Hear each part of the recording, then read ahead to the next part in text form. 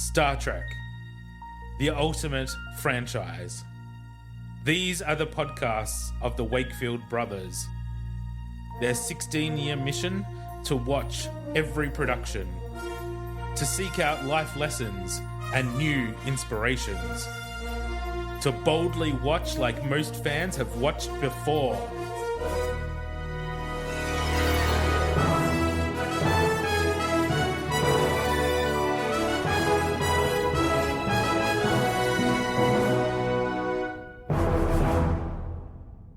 Welcome back to Temporal Directive, the Star Trek fan podcast rewatching the entire franchise in chronological order. I'm Gary. And I'm Tom. That's right, folks, we're at Red Alert again because we are once more breaching our own temporal directive to recap and discuss the latest episodes of Star Trek Lower Decks. But first, let us just take a moment to acknowledge the passing of a Star Trek guest actor, Tony Todd, who not only guest starred as Worf's brother Kern, but was memorably cast as the older Jake Sisko in the amazing DS9 episode The Visitor. One of the best of the whole franchise, I think. Yeah, it's very much up there. And me being a big horror fan, I always knew Tony Todd as Candyman. So every time he showed up on Star Trek or anything else, I'm like, oh my God, it's Candyman. One more time? Oh my God, it's Candyman.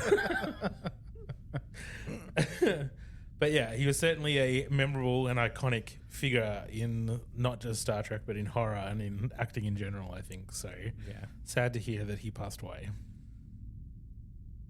We didn't do episode last week, so we didn't cover last week's Lower Decks episode. So we're actually here to do a special double episode recap this week. But we'll take this one at a time. Yep. All right. Righto. First up, we're discussing A Farewell to Farms, written by Diana Tay, directed by Megan Lloyd. The IMDb synopsis reads, Dr. Miglamoo cooks up some hot dishes. Mariner prefers hers served cold. it's yeah, okay. It's good. So isn't it? ambiguous. Like, that could be anything. Yeah. Look, obviously we know it's Klingon related, but yeah. Before we get into the recap, first thoughts on this one, Tom? Well, having seen it already, Yes, yes. it's a really good episode. Like, it's funny. It's quite good to see. It's funny. I think it happens a lot with people pushing Klingons to do things they don't want to do. Because I have a feeling that happens a bit in Star Trek, where it's like trying to force Klingons to confront an emotional situation rather than sort of letting them brood. and humans like to push them to like, you know, go after their honor or fight or do all that shit when they just want to brood. All right, well, let's get into it then. We open on Kronos, which was spelt properly on the subtitles. Yeah. Not the shitty Kelvin universe way. Yeah, fucking morons. And Mach, I don't know how you pronounce it. Mach Let's go with Ma. is wrestling a Targ, and his brother Maylor is teasing him while tying some big-ass bones to their ship. So there's some good set-up discussion between the two brothers, and their mother yells out that they have to deliver some blood wine, and Ma gets a call from a Starfleet signal on his communicator that he completely ignores. Yeah. And then we cut to some really awesome alternate version of opening credits. It kind of reminded me of like that slow burn Picard. Yeah, which is what I got too. It Yeah. felt like a Picard opening, didn't it? Yeah. And all I was thinking was this is like the vineyards and everything of Picard. He's making wine. Yeah. Blood wine. Yeah, blood wine. Yeah, it was great. But you see him squashing grapes, I assume, in that barrel, like the old-fashioned way. But there's targs everywhere. So is it targ blood that the blood wine is made of? I figured it was the worms. What 'Cause worms? The ones he was getting out of the ground. Because you saw all Oh, the yeah. worms underneath the sprayers and he was picking up handfuls of worms. And then the very next thing you see is him in a barrel. Like Okay. squishing. So I Could be assumed that. he was squishing the worms to get the blood from the So worms. why do they have so many targs everywhere? I don't know. I honestly don't know how it works. They didn't explain it. Can someone tell us, please? Yeah. What is blood wine made of? Well, according to that, it's, Can we either, buy it's one or some? the other. Might have to buy some one day. So we come back to Ma loading blood wine into the ship, while Maylor is drinking blood wine. And there's another call, which Maylor answers, and it's Mariner. But before she can really say too much, Mark, I think it's Mark. We'll go. I don't know. Whatever. It's going to change throughout the whole time I talk anyway. Throws a knife into the monitor and then cuts it off. And Maylor's like, why is it a human calling you? What is that about? I don't care. And we cut to a Klingon city, and the brothers' ship is coming in, but one of the bones gets stuck on one of the decorative horns or something of the building, and so they crash land. But they're delivering some blood wine to the warrior pit, and while they're in there, they're sort of talking, and Maylor's teasing Mark a little bit, and a Klingon woman comes over who obviously knows him, and Kalara, her name is. Yeah. And she comes over and starts flirting with him by throwing him around. Yeah. That's Klingon flirting, right? Yeah. Throwing him to the ground. And we get a bit of explanation here about that he lost his command. Ma lost his command after his crew mutinied against him, and that he killed Buck's brother, who's the head of he's the head of the oversight committee or council or whatever, but I assume it's his fleet is what they talk about. Yeah. So he must be in charge of the military. Yeah, the fleet commander or something. Yeah. So when he was a captain, he killed that guy's brother, and then his whole crew mutinied against him, and he lost his command. And so that's why he's now making blood wine with his brother. Yeah. Wasn't a good mutiny, because usually on a Klingon ship with a mutiny, don't they just like kill them and throw them out the airlock? Yeah, I think so. Yeah. So Mark and Kalara are talking, and they're about to kiss when Mariner and Boimler burst in through the door, and Mariner says something, so it shows that she knows them. Yeah. And Kalara is disgusted that Muck would have any Starfleet friends. Yeah. And all of the dishonor, all of this other crap, she's been heavily like, I don't really care. She's just been all over him. She's like, oh, I'm sure you'll get his ship back. Oh, I don't care about that, basically. She's just been all over him. As soon as a human comes in and he's like, you know a human? Gone. Done. She runs off. And then we cut to the Cerritos, and Tendi and Rutherford are in the corridor with Dr. Miglamu, and he is very nervous to meet two people from his home planet who are food critics. And he says that his race created warp drive so that they could find strange new meals. There's a lot of food jokes and puns and stuff throughout this episode. It's very funny. So he's just very nervous. But before we get too much there, we cut back to the warrior pit. Boimler and Mariner are there. Boimler is just excited to be there. He's just ecstatic to be on this like Klingon mission. Yeah. And he says, "Oh, I can't believe I'm in the warrior pit where Martok like fought someone." And Mark is like, "Actually, this is a chain. That was a different warrior pit." That's it. That's totally different store. So funny. It's great, isn't it? Yeah. They're in they're in TGI Fridays of the Klingon world. Yeah, that's it. And I love how Boimler's got his beard growing. Like it's even better. It's definitely getting. Yep. It's getting there. Got a proper actual little mustache going now. Yeah. Mariner says that Starfleet has found something to return to a Klingon museum, but she needs the help from.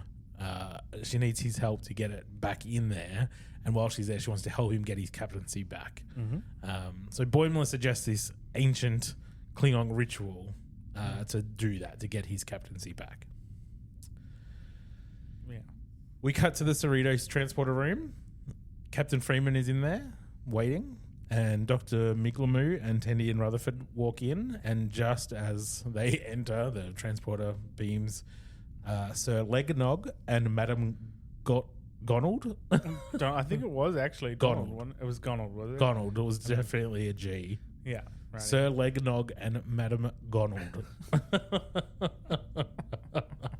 So they beam on board, and the captain welcomes them and says that we're happy to escort you back to Cloaca. Yeah. Cloaca? Is that how you say it? Cloacan. Cloacan. They're Cloacan from Cloaca. Yeah. I lost my shit. I had to pause the episode.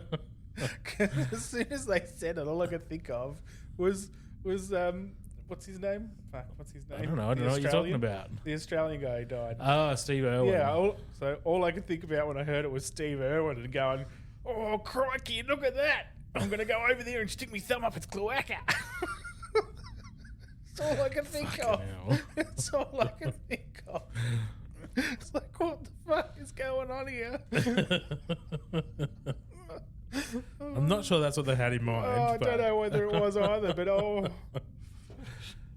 But more food references. The critics are not a fans of Starfleet decor. One of them says, "Sweet and sour hell." The captain asks the doctor to take over the discussion before she says something that she shouldn't. yeah. And yeah, so the critics are just sort of drama queens and walk out. Escort. They've also got the security guards, I should mention. Yeah. Yeah. Yeah, the well-suited black The glasses. men in black. Yeah. We cut back to the Klingon city, and this is my favorite throwback. And I'm wondering if you pick this up. But there's an external shot of the city, and there's two Klingons on different like motorbikes or whatever. Yeah. And they almost get into a crash, and one of them says "Experience beige," and the other one says "You experience beige." Do you remember that? Do you know that reference? No, but I knew it was a reference that I should have got. Because when it happened, I was like, oh, I'm going to miss that. I'm like, I knew you'd know it. I'm like, I know that's something Gary's going to know and he's going to try and get me on because I knew it was put in there specifically for something. Yeah, it's a real throwback to something that you and I should... Yeah, I should know. Yeah. And that's the next gen interactive video board game. Oh. Beige was what the Klingon that was captured the Enterprise would make you like draw a card on. Yeah. Experience beige. Yeah. Yeah, right. Yeah, okay. It's the only time it was ever mentioned. Absolutely. Yeah, right. Okay, yeah, no, I really should have picked that up instantly. Yeah, we used to play that game constantly. Yeah, all the fucking time. I've still got a copy of that at home. Yeah, see? Yeah. See? You should have got it. Anyway, I'll forgive you. That's great. Fuck yeah. We cut to inside the Klingon Oversight Council chambers. Mariner knows one of the generals that's on the council. She just knows everyone, I think. Yeah, pretty much. But Bach is still the head of the council and says that you will never be reinstated. Mach. No chance. Not a chance. As long as I'm alive and on this council, you will not ever get your captaincy back.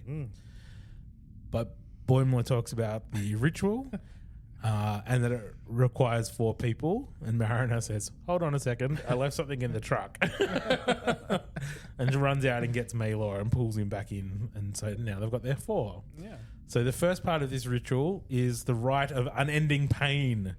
Boimler is nervous and then super excited and says, this is going to be Klingon as hell. Yeah, it's so good, isn't he? He's just loving it. Yeah, he's really just embracing it all. Even Mariner's like, weren't you scared of like fucking bunny rabbits, basically? Yeah. Like, weren't you scared of everything? Weren't you scared of skiing 2 weeks ago? That's it. Yeah. Weren't you scared of fucking... Oh, it's so good. We cut to the Cerritos, to the mess hall, and the critics are there with the captain, and they're complaining about the lighting. Haven't you ever heard of a candle? And she says that Starfleet lighting is scientifically attuned to suit all living beings. Yeah. And he says, well, I must have died and gone to fluorescent hell. So good. So good. If I was going to guest star on an episode of Lower Decks, I would want to be one of these critics. Yeah, like, it's exactly. So much fun. Tendi and Rutherford and Dr. Miglamu come in with plates of food, and he says that this is the best, most delicious food on the ship. And it is steak with mac and cheese, basically. And it looked delicious. It looked pretty good. Yeah. For a drawing. Yeah, it made me want to have steak and mac and cheese. I know, right? I know. Yeah, so they pull out these little pincer, forky things Beak-looking things. Yeah, to try the food and pull off 2 tiny little morsels, one each, and they basically put it in their mouth and spit it out almost immediately, saying, "Bland, bland." I might as well as be eating wallpaper. And then the doctor's like, "Well, I programmed the replicator myself." Replicated? You should be ashamed. Super offended. You call yourself a chef? No, I'm a psychologist, actually. And then she says to one of the guards, "Catch me while I dramatically faint or something." Yeah. Storm me out of here. Rutherford suggests that maybe we should cook for them. Yeah. Maybe that would be better. We cut to the Klingon chamber, and there's a very familiar setup there of the for the rite of unending pain. Bock says that the rite is symbolizing Carlos's passage through the field of thorns. Excellent. Yeah. But it's basically 2 lines of elevated Klingons with pain sticks, and they have to go through the middle and be jabbed by these pain sticks, which doubles in strength at each marker through the thing. Oh, fuck, that would hurt. Yeah. Looks like it'd be the worst fucking thing ever. I was like his brother. I'd be like, I'm done. Boyman was really excited. Yeah. Boyman was like, "Yeah, let's do it. Yeah, go, paint stick me." But they go through and it's really tough. And then they get to the last stage and they say something, I think it was 30,000 volts, which is more than a human can take. Yeah. So they decide, I think it's Boyman's idea, that they all like jump on each other and band together to be able to spread the voltage out across all 4 of them. Yep. And that's the only way that anyone could ever pass the test. Yeah. So they do that and they win. Yay! We cut back to the Cerritos. Rutherford and Tendi are helping Dr. Miglamu cook. And it looks awful. It's like a disgusting, fishy head. Yeah. It's so gross. Looks like a shaved, multi-eyed grug. It looked like something out of the nuclear lake at Springfield. Yeah. Like, It did. It was so gross. Disgusting. But they serve it up to the critics in Miglamu's quarters, which is all lit by candles. None of this stuff like fluorescent hell. Right. The critics and the guards arrive and are presented with this fish, and they are excited. They're like, "This is a very complex dish, one of the most difficult in the galaxy." Right. The Anaran hogfish. Sounds delicious. Yeah. So again, they get their little pincers out and pull off tiny little bits. But again, they're super offended. Like, have you not heard of salt? It's bathed in it.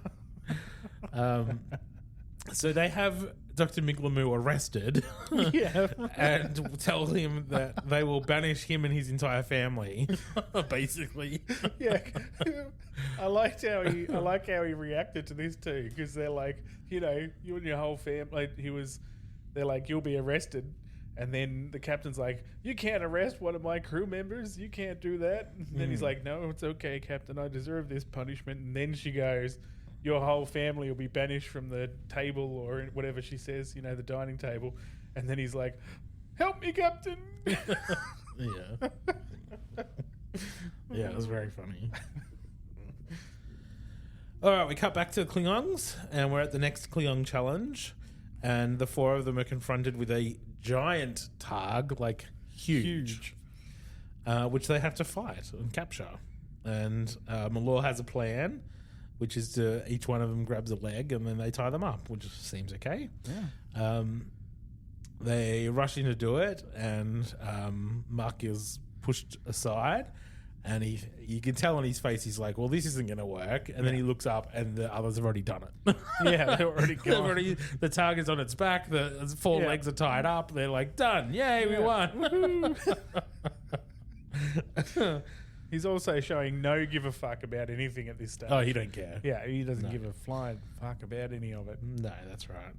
But Bark, whatever his name is, says he must. The final challenge is he must select a member of the team to sacrifice, and he boldly stands up and says, "I choose to sacrifice myself." And then it cuts to black.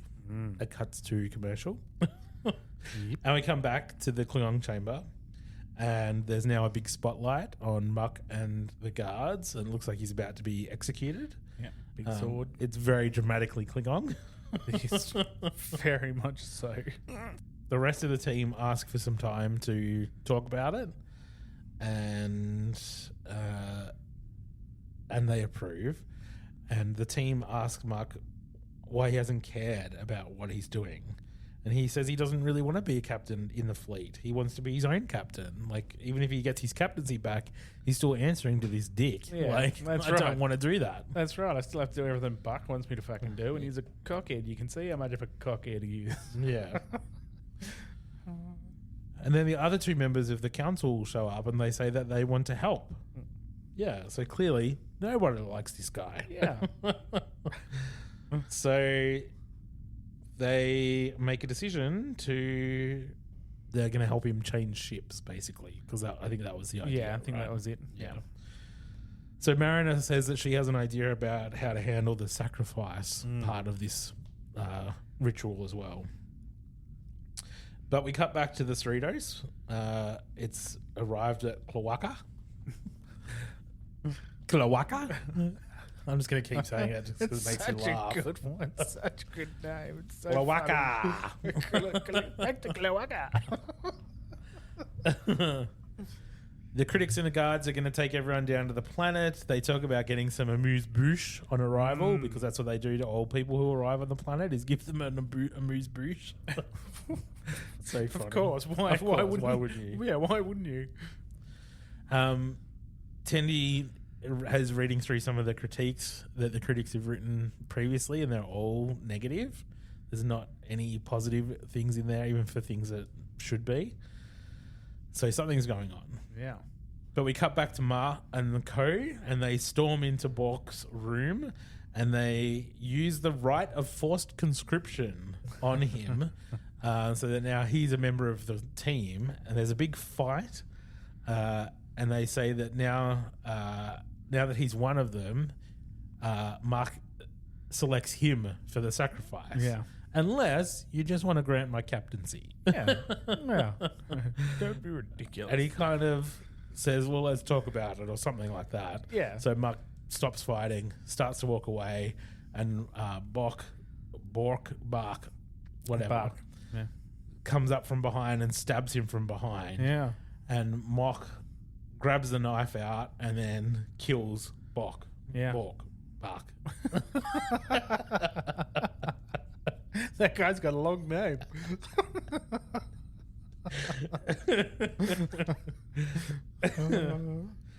And so, yes, he's dead. Done. Yeah. And we find out here as well that Mariner has done all this because she needs a Klingon captain to help her get to one of the fissures that have opened up in Klingon space. Funnily enough. Yeah. Yeah. Yeah, they just keep showing up, don't they? Yeah. And it's a bit unusual. We cut to the critics and the others arriving on Cloaca, and they are served some oysters or something as a amuse-bouche. Yeah. And the critics are saying how divine it is. It's delicious. Finally, Finally some real food. Yeah, that's it. Something that actually tastes good. And then Dr. Miglamu says, oh, they smell like shit. And Captain Freeman says, aha! We've replaced the oysters with replicated manure. so the Cloacans from the planet have a sniff, and they're like, oh my God, they're telling the truth. Why did you say that it was good? Why did you two moan in pleasure? And then the two critics are going to come clean, so they fluff out. They puff up. They puff up so big. And they say they've actually lost their sense of taste. And there's a bit of a discussion there with Dr. Miglamoo about how it's a psychological condition because the fear of them losing what they need the most to be successful has led to that actually happening. Yeah. And he says that he can treat them and as long as they pay for the catering. Yeah. That's good. Always about the food with these Cloacans. And we cut to Maylord napping out on the back of the farm with the giant targ that they captured. And Mark returns in his ship with Mariner, who's got her scans, and he asks his brother to be the first officer on his ship, and they're going to stay on this ship and take that out into space because that's how Martok started, on a ship like this. Yeah. And we see the shuttlecraft leave Kronos, and the credits roll, and that's it. That's it. That's it, and that's all. Yeah. Yes. So, what do you think? It was a good episode. It was really funny. They all are. They're fantastic. They are really I'm good. really going to miss them when they're gone. I know, right? They just add a different level, different element to Star Trek. They're fun. Yeah. Mm. I love all the Klingon callbacks, like the Experience Beige. No one's going to get that. No. The Pain Sticks, like that was that a season 2 episode of Next Gen that they used those? Yeah, and again in Deep Space Nine. They used them in Deep Space Nine? I'm pretty sure, yeah, because they had another ritual with Cisco, Cisco and Dr. Bashir and O'Brien. Okay. So I'm pretty sure they did. I could be wrong, but Anyway. I don't think I am. What about the life lesson in this episode? Well, it's a good one. I suppose honesty to yourself is probably the best one in this one because he wasn't being honest about what he wanted, about being captain and why he didn't want to be captain and all that kind of stuff. So that was going on. He wasn't being honest. And then the critics were the same. They weren't being honest about what was going on with them, and they were trying to get away with it as well. So I'd say honesty with self is probably a big important thing in this episode. Yeah. Cool. Excellent. I'll go with that. Sounds good. Cool. The next episode is Starbase 80. There's a question mark on the title. That's why I say it like that. Starbase 80. Written by May Darman. Directed by Bob Suarez. IMDb synopsis reads: Ransom uses too much disinfectant gel while Mariner gets paranoid about curses. Fuck, I love IMDb. They give you fucking nothing. It's weird. It's nothing. Yeah, first reaction now that we've watched it prior to recording. I actually really like it. I just like it. This show in general, it's awesome. Starbase 80 is. I'm glad we're there too because they mention it so many times throughout the series, and then finally to actually see it and to experience Starbase 80 it's exciting. Yeah, it's good. Yeah. All right, let's get into it then. We open on the Cerritos. Then we cut to the main four, or the core four, as I'm going to start calling them, I think. And they're getting out of wetsuit uniforms after visiting an ocean planet. Mariner is super excited. She's just happy to be doing things. Yeah. She says she's really starting to enjoy missions without trying to fight the systems. And then she says that she sounds like a Boimler. Yeah. That's it. Which is true. Yeah. Yeah. But yeah, so she's really embraced where she is and really learning to appreciate what she has and where she is and her attitude and whatever. Yeah, it's a lot different, isn't it? Yeah, different to what she was like in earlier seasons for sure. There's definitely been some growth. While they're talking, there's a red alert, which she said she also loves red alerts. And they rush to the bridge. And there's an issue with the navigation system, and the only starbase within impulse range is Starbase 80. Yeah. And none of the bridge crew want to go. Everyone's panicky. Everyone's like, no, we can't go there. No, it's not happening. And Mariner says, no, I can't go back to that hellhole. I'm a positive person now. Yeah. But that's the only option they have. The next closest thing is 400 years away at Impulse. Mariner says, no, let's do that, Mum. Let's do that. Yeah, we can do that. Someone will come along. We'll just drift. Yeah, that's it. We'll just drift and it'll be fine. Someone will save us. It'll be rescued. We'll be fine. But they set course for Starbase 80 and off they go.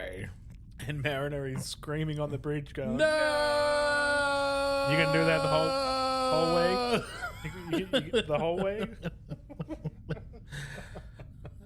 We should probably note in there as well, part of when they were doing the discussion on what's going on with the ship, there was a cut to cetacean ops where the navigation was done by beluga whales in uniforms. Yeah, that's it. So set course for Starbase 80. We skip the credits and we come back to an external shot of a very old looking Starbase. Yeah. And the Cerritos is docked to the side. And we cut to the captain's ready room, and Mariner is trying to beg not to go onto the Starbase. They talk about denobulan lice. And Ransom interrupts and says, look, the transporters on Starbase 80 aren't safe for biomatter. And so they want us to use rub down with some kind of gel. So good. So we cut to an Enterprise-style decon chamber. Yeah. And he even, Boimler even says here, doesn't I'm he? such a T'Pol right now. That's it. I have to pull it up right now. Yeah. But they're rubbing this gel all over themselves, and Ransom is just loving it. He's like, oh, I like to put this on thick. Yeah. Thrust his hair back. Even Mariner's like, I'm pretty sure they discontinued this for a reason, so I wouldn't use too much. Doesn't care. They walk out onto the base, and you can just tell immediately that this is old. It is old. Oh, yeah. The walls look old. All the tech looks rusted, old. Yeah. Like, horrible. And this Starbase officer jumps out from the side and scares the shit out of them. And it's diplomatic liaison, Cassia Knox, who is voiced by the amazing Nicole Byer, right? Yeah. Absolutely amazing. I love Nicole Byer. I love her voice. Every time she spoke, I was like, nailed it. Yeah, I know, right? I think she's amazing. Yeah. So, and she was wearing an Enterprise era uniform. Yeah. Cassia says that she's glad that they've finally come to do all the repairs that they've been asking for so long. And Captain Freeman's like, sorry, actually, there's been a mistake. We're actually here to get a navigational something. I can't remember. And she says they should have a couple in storage, go down to engineering, have a look. Find the dude. And Captain Freeman says that her and Ransom will go and get the parts, and everyone else can go with Cassia and help out with any repairs while they're here. See what they can do. But Mariner is still talking about this curse of Starbase 80 and how she doesn't want to be there. Yeah. And they walk into engineering, and when they get there, they all fall to the ceiling because the gravity plating is broken in engineering. So good. So yeah, they go walk in, grab a pole, and then end up on the roof. But the engineering section is all original series style. Yeah. Everything is very, very old. They've got the old red wall panels like on Kirk's Enterprise. Yeah, they got all that old style. Yeah, and no replicators. They've got food vendors throughout throughout the station instead. Ain't got a corn dog. Yeah, exactly. Corn dog Chad, I think. Was it Chad? Something like that. Oh, so good. But the settings here are pretty amazing, really, because you see because they even bring it up later, but the wall panel with the communicators and stuff, like you see them all everywhere, and they've got the multicolored light panels and everything as well. It's just awesome. It's very TOS. Yeah. And to see people walking around in the, because we're watching obviously the Enterprise, and everyone's walking around in the jumpsuits. It's pretty cool. Yeah. So Rutherford, while he's in engineering, checks the grav plating system and says that it's working. It's just in reverse. I'm not sure what's going on. He hails Billups back on the Cerritos for help, but Billups just sort of groans over the comm. Yeah. And Rutherford gets a shock, like a static shock from the comm badge. Yeah. And yeah, Mariner's talking about the curse again. As always in this episode. Always. It's always about the curse. And we cut to Ransom and Freeman. They're in a original series style corridor with the old triangular looking frames and stuff. It looks very cool, very retro. And they're talking about the smell, which might be similar to the smell we're experiencing here in the office where we're recording today. Clearly something has died in the ceiling, I think. Yeah, I'm pretty sure. There is an alarm going off and they rush into the operations center and there's a guy slumped over the consoles there and they think he's dead. They rush over, but he's just fallen asleep, even with the alarms going off. Yeah. And he says, well, I can't turn them off, so you kind of just get used to them. Pretty bad, isn't it? It's real bad.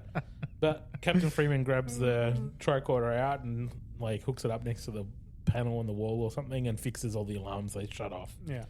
And they talk to that guy, Gene, about finding the engineer, and he says, he's back on 33.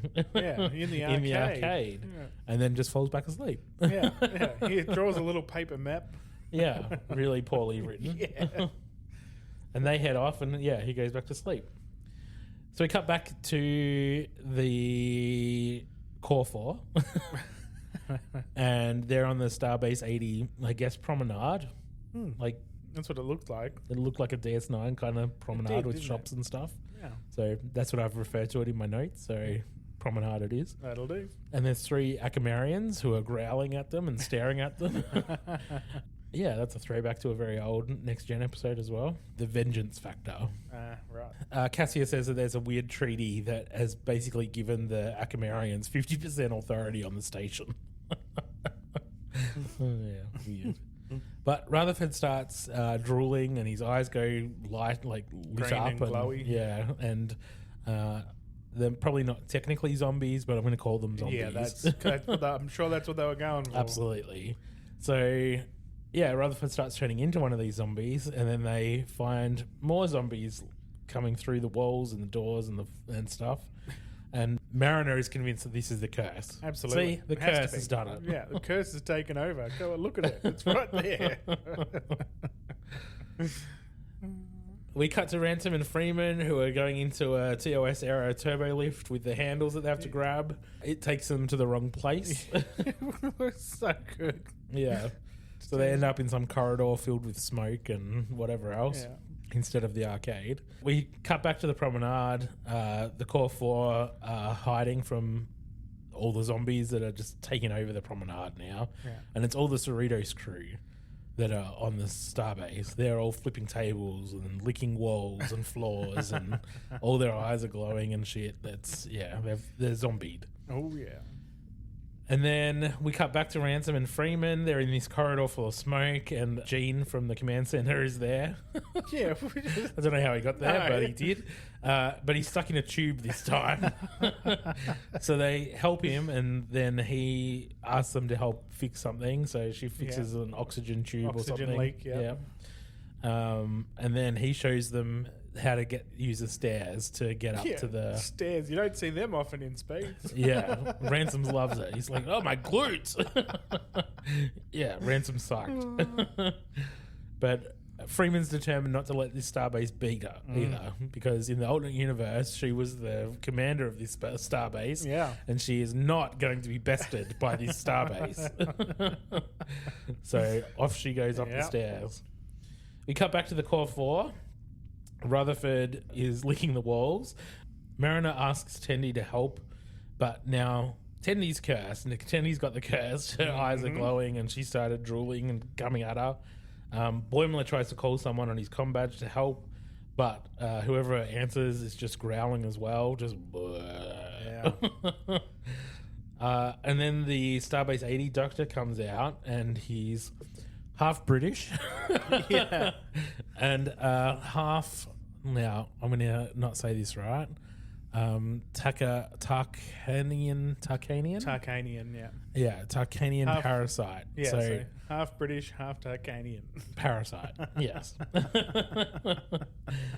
don't talk about that yet, but it's very clearly the same thing that got to Geordie in that Identity Crisis episode in Next Gen. It's very funny.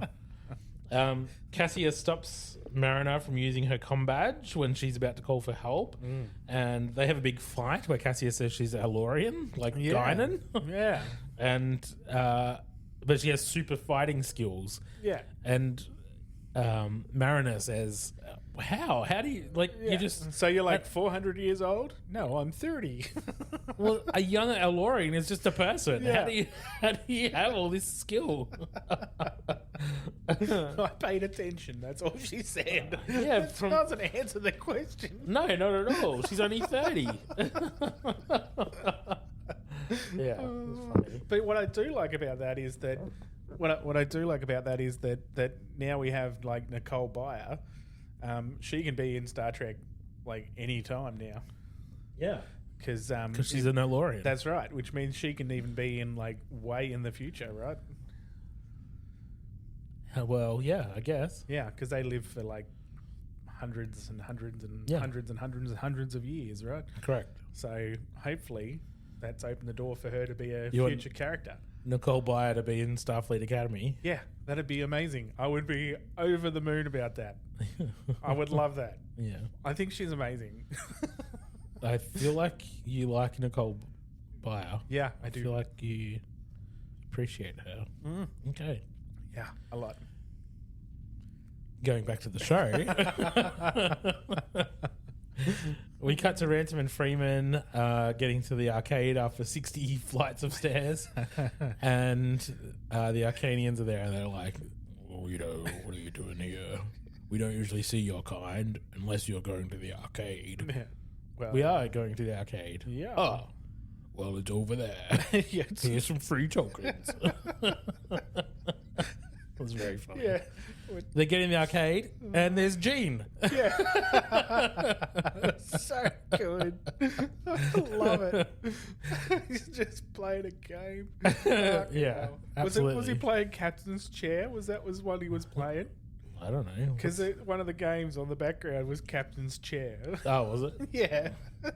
It looked like he was at a Romulan game, actually. Okay. But I can't remember. Righto. Captain Freeman's asking Gene where the engineer is. And one of the people in the background says, what are you talking about? He is the engineer. So he's been basically tricking them into Yeah. going to all these different parts of the station so that they can do all these different repairs. Yeah. Did you notice what he was wearing as well? So he still had the TOS jumpsuit on, but he had a Scotty style vest on. Yep, the Scotty vest. Yeah, it was cool. But he wasn't wearing the vest until they came up, until they found out he was the engineer. yeah. Yeah. This scene. This scene. And I thought that was really good. I was like, yeah, it's Yeah. clever. Yeah, it was very good. We cut to the promenade, and it's basically a zombie town. There's just zombies everywhere. And Mariner and Cassia are trying to figure out what to do and how to fix it. And they discover a biosignature in the comm badge that they're scanning. And they need the records on the Cerritos to find out where that come from. So they board the Cerritos. They grab the doctor and the corn dog vendor, Chad. And get on board the Cerritos, and they fight their way through all the Cerritos zombie people to get to the bridge, and they discover that the source of the problem is in the whale tank. So they head down there. They're attacked in the corridor, and corn dog Chad sacrifices himself. Big hero moment. You go ahead. Yeah, he takes them all on while he's fighting people with corn dogs.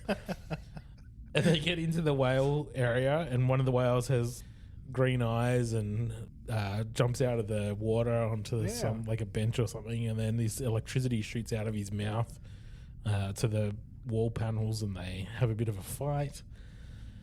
And they discover that the whale has been infected by an entity, a anaphasic life form. Anaphasic life form. Yes, that has basically infected him as the main brain, but all the other zombies are like a hive mind. Yeah. So the zombies are working like...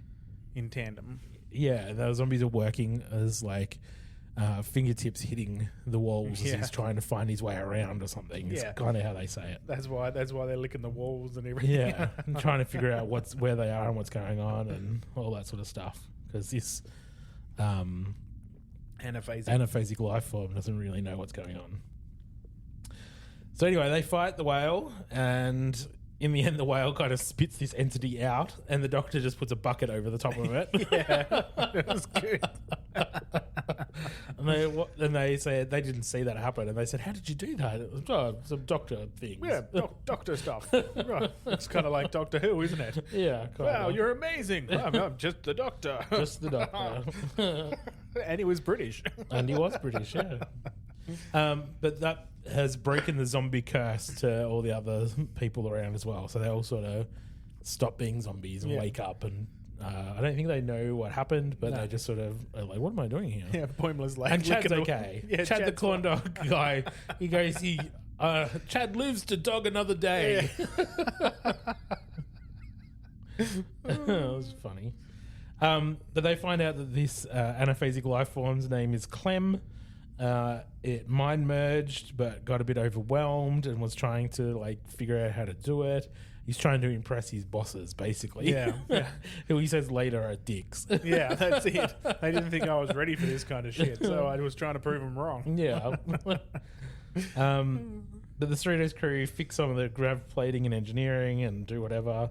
They mentioned, has anyone seen Captain Freeman? Like, just she knows we don't need that part now, right? And we cut to Freeman and Ransom fighting this giant bat in the depths of Starbase 80, and we get an external shot pulling out of the Starbase while we hear Ransom and Freeman fighting, and that's the end of the episode. Yeah. The end. Now that we talked through it, what did you think? So, I don't know how I would react if I was on a space station and there was a heap of zombies coming at me. Fair. Like, that would be a bit freaky, right? Like, has that ever been done in a different movie? I'm sure someone's made zombies in space or something. I'm sure it has been done. It has to have been. I'm sure. I mean, if we have Dracula in space or some shit, I'm sure we have zombies in space. Jason Voorhees made it to space. I'm sure zombies have made it. Yeah, it has to have been done. But I don't know how I would react in that situation if like Star Trek, in that Star Trek world, it was a clever thing to do, really, wasn't it? Like, I think it was. I liked it. Yeah, I thought it was good. Yeah. Yeah, I thought it was an excellent episode. I thought it had some really good character moments, really good callbacks. The anaphasic life form is the same as it was the same description that they gave to the ghost from Sub Rosa with Beverly Crusher. Yeah. Terrible episode. Terrible episode. Yeah.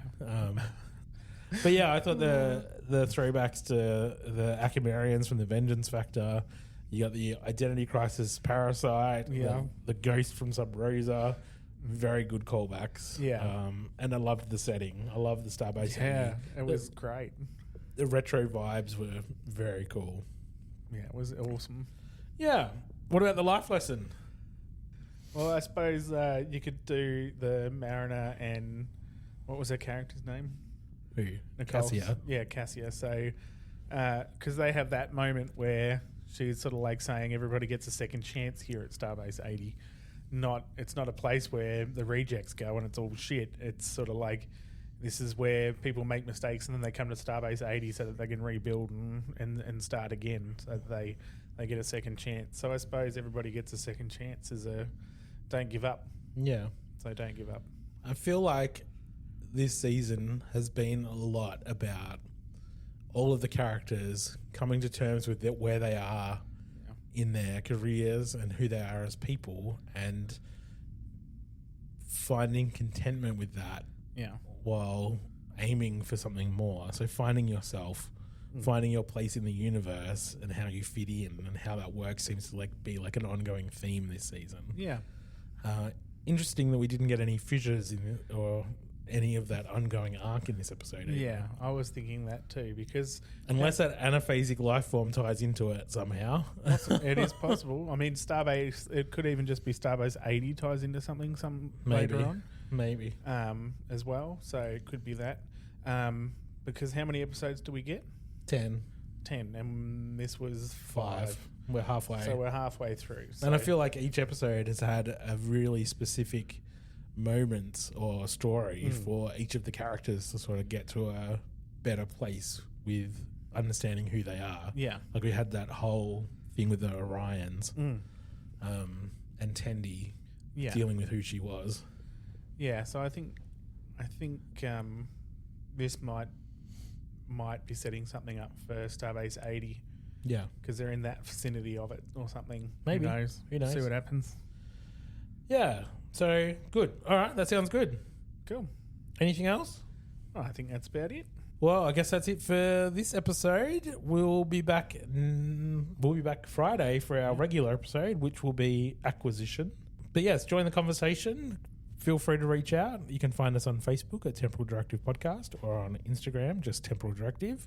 Or you can email us at wakefield_productions@outlook.com. We would love to hear from you. We will see you on Friday, and we'll be back next week with another breach of the Temporal Directive, hopefully. If all things go according to plan, we hope to be back. But yeah, until then, live long and prosper. Peace and long life.